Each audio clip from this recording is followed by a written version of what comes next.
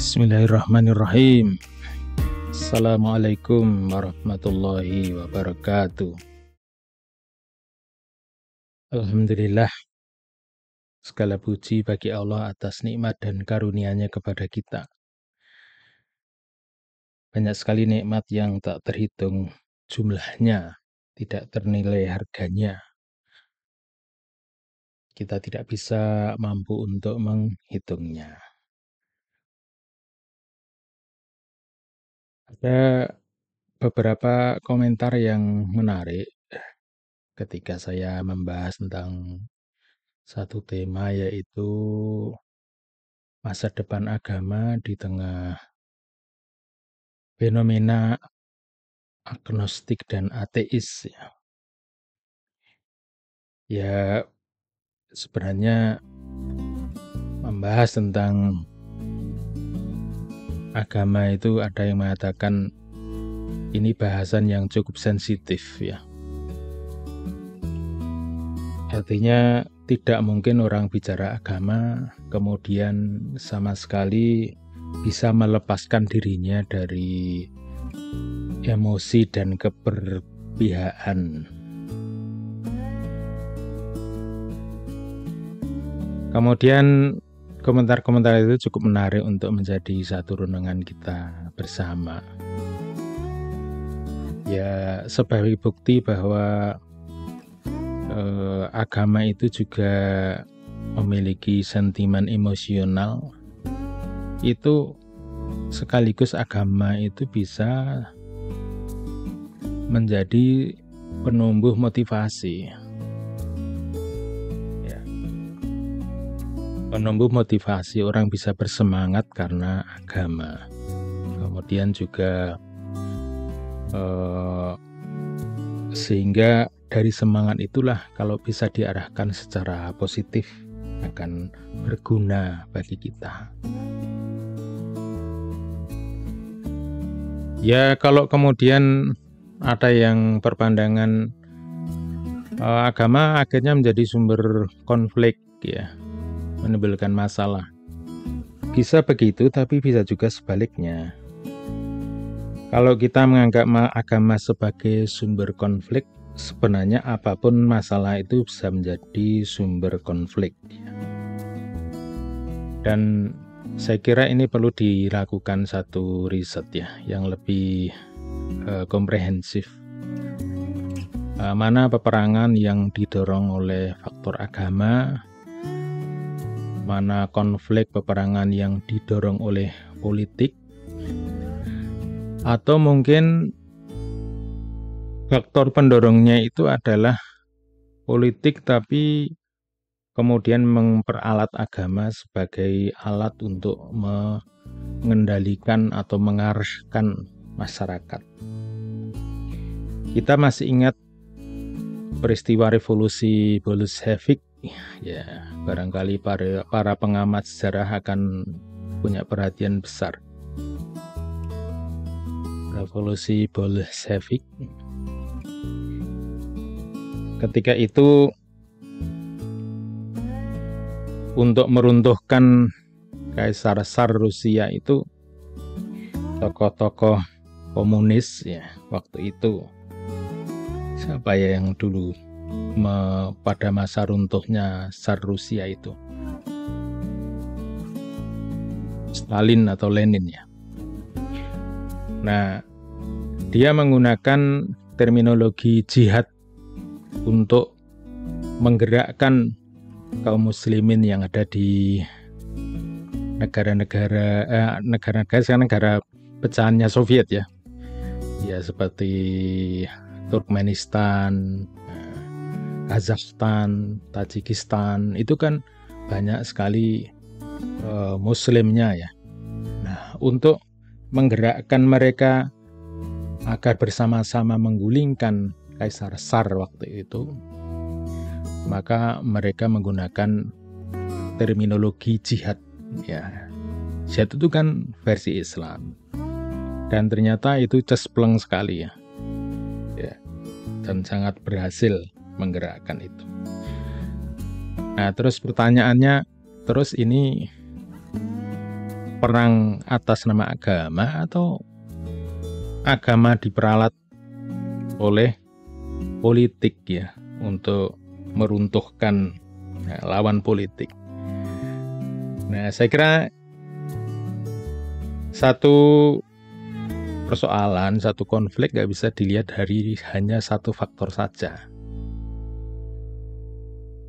Ya, masing-masing punya kontribusi lah, gitu ya. Kan dalam kehidupan ini tidak ada reaksi yang berlangsung hanya satu reaksi saja.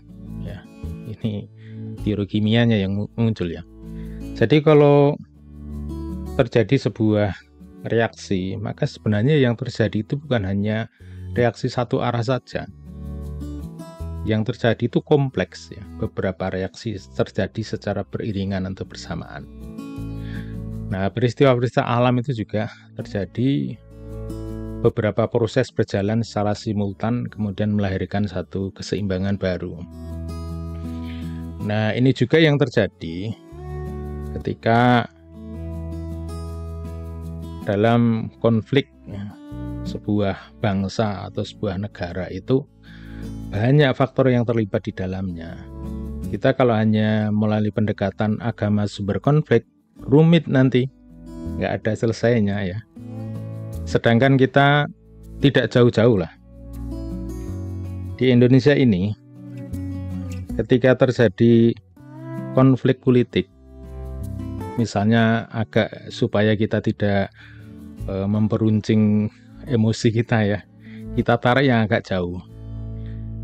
Nah, ketika terjadi berkali-kali peperangan di Kerajaan Mataram Islam, kemudian Amangkurat I ya, dia sampai lari sampai ke Tegal. Dia konfliknya dengan siapa? Ternyata konfliknya dengan keluarga. Konfliknya dengan keluarga. Jadi antar saudara mereka punya pasukan kemudian berperang berebut kuasa. Lantas di mana agama mau dianggap sebagai motivasi? Ya nggak bisa juga. Dan saya berusaha untuk fair ya. Kemudian VOC. Ketika VOC itu terlibat di dalamnya, kemudian setiap kali keterlibatan berulang kali ya ini ya. Mataram Islam itu berulang kali mengundang VOC untuk terlibat. Dan setiap kali terlibat dia akan mendapatkan upah wilayah ya. Sehingga wilayahnya semakin luas menguasai daerah pesisir. Ya itu kan semuanya semata-mata politik saja, motivasi kekuasaan aja. Ya sampai ketika pemberontakan Untung Suropati. Ya mungkin kita mau mengatakan Untung Suropati itu kan seorang santri ya. Berarti motif dia memberontak karena agama. Ya kalau dibilang begitu ya mungkin penyemangatnya bisa dari agama. Cuman masalahnya kan kita tidak bisa semata-mata dari itu sebagai variabel. Ya mungkin sebagai faktor penguat, faktor pendorong ya. Ya bisa jadi ya. Tetapi tidak bisa dari satu variabel saja kemudian dinilai seperti itu. Nah, saya kira disinilah kita bisa menarik satu konklusi ya kalau bisa disepakati. Ya, agama dianggap sebagai salah satu dari akar konflik bisa dalam beberapa kasus. Tapi dalam banyak kasus juga agama masuk dalam pusaran politik tapi sebagai alat untuk mobilisasi. Nah, ini juga tidak bisa kemudian dikatakan begitu. Nah, seperti ketika terjadi perang salib ya antara dunia barat dengan dunia Islam. Ya. Apakah dua-duanya didorong oleh motivasi agama semata-mata? Ya, agama mungkin salah satu ya. Tetapi di antaranya yang lain adalah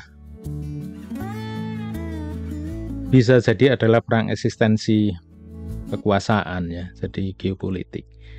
Jadi negara-negara barat ketika mereka mengangkat senjata dalam perang salib itu, karena memang agama paling kuat ya, paling mudah untuk digunakan untuk menggerakkan masyarakat, menggerakkan semangat juang. Itu memang agama luar biasa.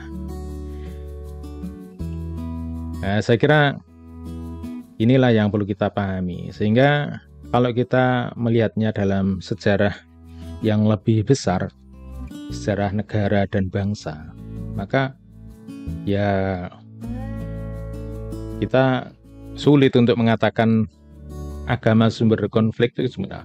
Agama sebagai sumber peperangan rumit juga. Nah, kita tidak bisa melepaskan misalnya kemudian apa yang terjadi di Timur Tengah saat ini. Yang terbaru itu konflik yang ada di Suriah. Hafiz Assad digulingkan. Nah, Hafiz Assad sendiri punya kekuasaan di sana kan atas restu. Dulunya kan didudukkan dari nenek moyangnya, dari kakeknya ya, Hafiz Assad, kemudian Bashar Assad. Hafiz Assad itu bapaknya ya, mulai dari kakeknya. Itu kan memang ada kesepakatan dengan pemerintah Prancis waktu itu ya. Ketika didudukkan sebagai penguasa di Suriah, sekaligus kan dengan janji-janji dan sebagainya. Dan akhirnya memang bisa berkuasa turun-temurun sampai yang sekarang ini Bashar Assad. Disebut presiden tapi tidak ada bedanya dengan raja.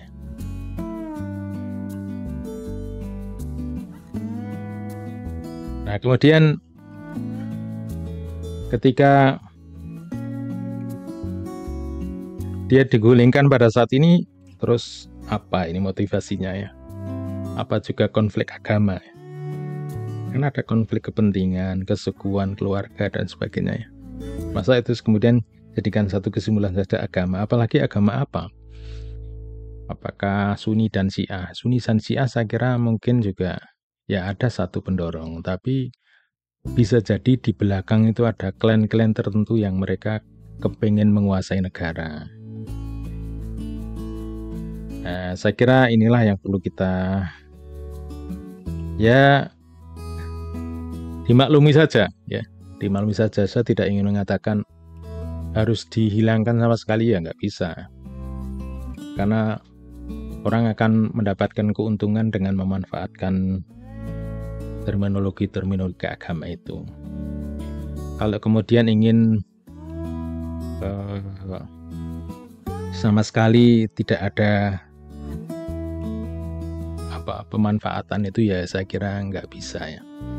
Kooptasi semacam itu mau dihilangkan sama sekali ya nggak bisa. Jadi itu satu realitas. Nah, kemudian tentang negara maju dan negara yang kurang maju. Kalau dulu itu ada istilah dunia ketiga. Dunia ketiga, ada dunia pertama, dunia kedua, dunia ketiga. Jadi negara itu di ranking. Dan ada negara berkembang, kemudian ada negara maju. Mungkin kalau dikotominya itu negara maju dan negara berkembang. Ini sebenarnya istilah lama yang seringkali juga jadi masalah ya. Orang kurang sepakat dengan ini karena terminologi muncul dari barat, bukan dari negara berkembang. Saya kira Indonesia tidak maulah dikatakan sebagai negara berkembang. Kita ingin disebut juga negara maju gitu. Nah, kemudian karena istilah itu juga bias juga ya. Nah, bias. Tapi sebagai sebuah kerangka pemahaman ilmu saya kira ya boleh-boleh saja lah kita gunakan gitu. Kemudian negara maju itu dikonotasikan dengan kemajuan sains dan teknologi. Ya, saya mohon maaf kalau mungkin ini diskriminatif ya. Kenapa diskriminatif? Karena kan ilmu itu bukan hanya sains dan teknologi, tapi ada juga sosial humaniora. Tapi kenapa yang dibahas kalau maju itu berarti sains teknologi.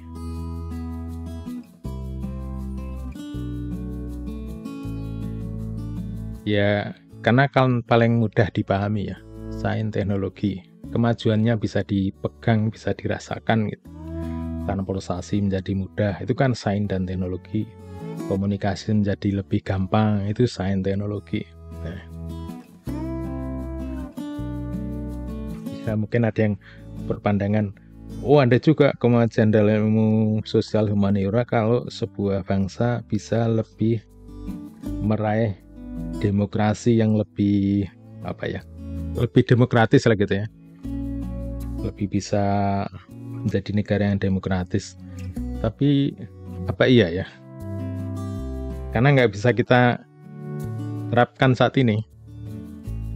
Apa kita mau mengatakan Rusia itu negara terkembang atau terbelakang, atau Cina RRC atau ERT. Nah, itu kan negara maju dalam sains dan teknologi. Tapi kalau ditinjau dari ilmu sosial dalam parameter demokrasi kan termasuk yang tertinggal itu ya.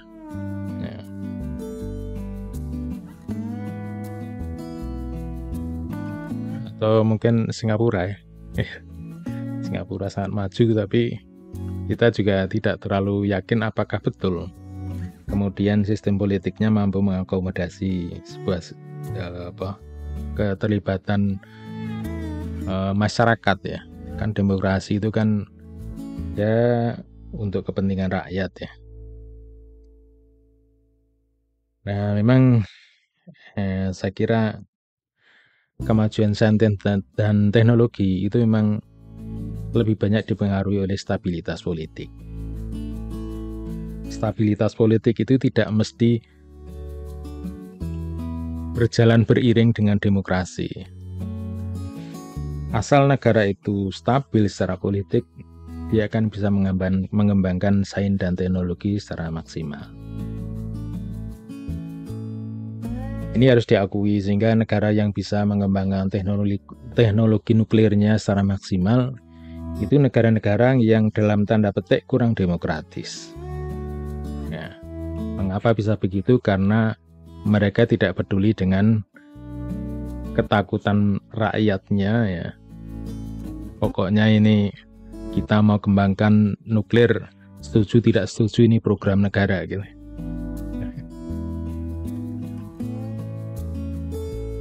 Ini di beberapa negara kasusnya begitu ya. Ya, diantaranya kan salah satu negara Eropa yang paling berhasil dalam mengembangkan energi nuklir kan Perancis. Nah, kenapa berhasil? Karena Perancis rada-rada otoriter gitu ya dalam mengembangkan teknologi nuklirnya itu. Sementara di Indonesia baru membuat satu reaktor nuklir sudah ramai sekali orang protes gitu ya. Belum lagi negara-negara maju tidak setuju dengan hal ini. Ya. Nah, padahal bisa dibayangkan bahwa energi nuklir ini luar biasa untuk mendorong pertumbuhan industri ya. Karena hanya dengan bahan 1 kilo uranium itu bisa menjadi sumber energi selama puluhan tahun. Nah,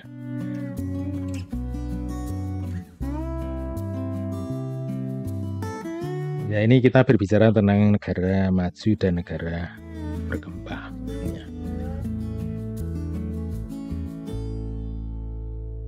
Ya, saya kira setiap negara kita tidak ingin semuanya kita ambil dari negara-negara lain ya. Kita itu punya kelebihan. Indonesia itu punya kelebihan.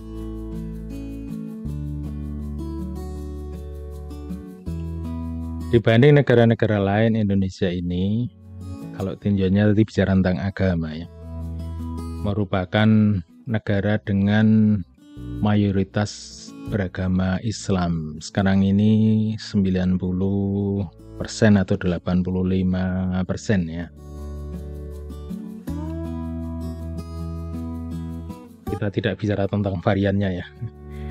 Dan 90 itu mayoritas adalah Sunni. Jadi yang dari 90% tadi mendekati 100% Sunni. Jadi bisa dibilang mungkin 99% itu adalah Sunni. Ya, Syiah itu sedikit. Kemudian yang lain-lain itu sedikit.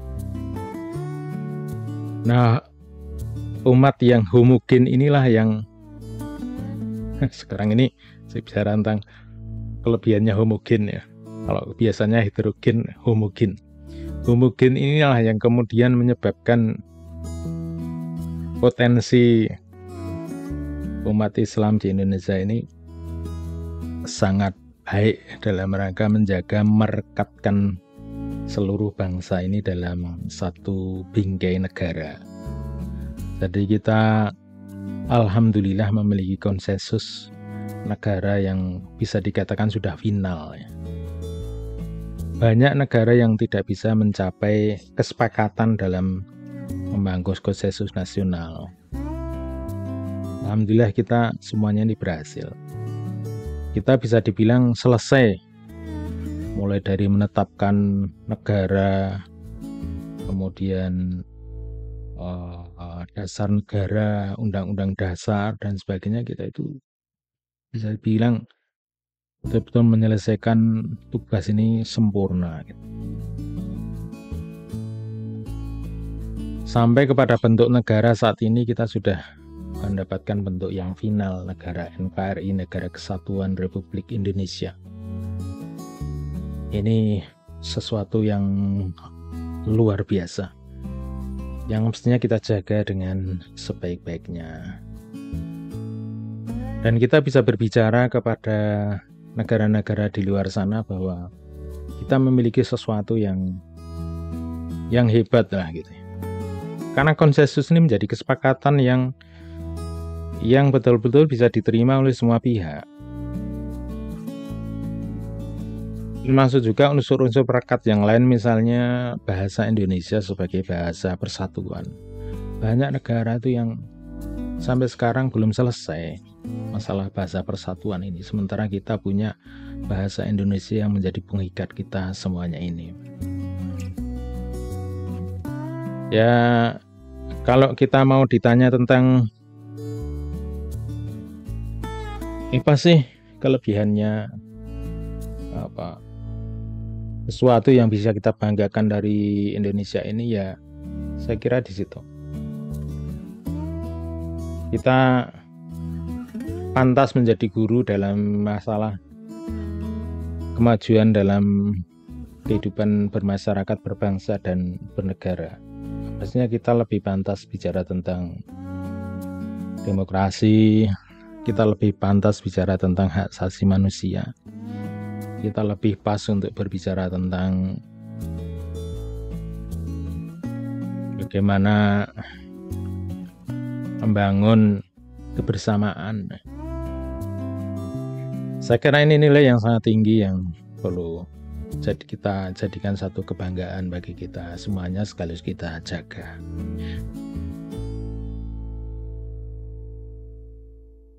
Ya, saya kira itulah sedikit yang bisa saya sampaikan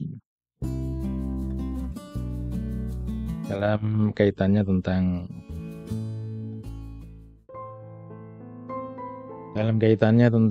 bagaimana sih peran agama dalam kehidupan ini ya. Mungkin negara lain ada lebih maju dengan pakai konsep sekular. Agama tidak peduli dengan, tidak tahu menaul gitu ya tentang agama, diserahkan sepenuhnya kepada umatnya. Itu pas untuk mereka, sedangkan bagi kita Indonesia ini, kita memang sudah punya kesepakatan yang berbeda, dan kesepakatan ini memang terbukti bagus ya selama ini untuk bisa menjadikan negara ini damai dan berjalan dengan seperti yang kita nikmati sekarang ini. Ya kalaulah kita mungkin melihat di tempat lain terasa lebih nyaman, yaitu pas untuk mereka, kalau diterapkan di sini belum tentu juga pas ya. Ya mudah-mudahan ini menjadi satu refleksi yang berharga bagi kita semuanya. Sebagai umat beragama, marilah kita selalu bersyukur kepada Allah yang memberikan kepada kita begitu banyak karunia. Demikian yang bisa sampaikan. Alhamdulillah. Assalamualaikum warahmatullahi wabarakatuh.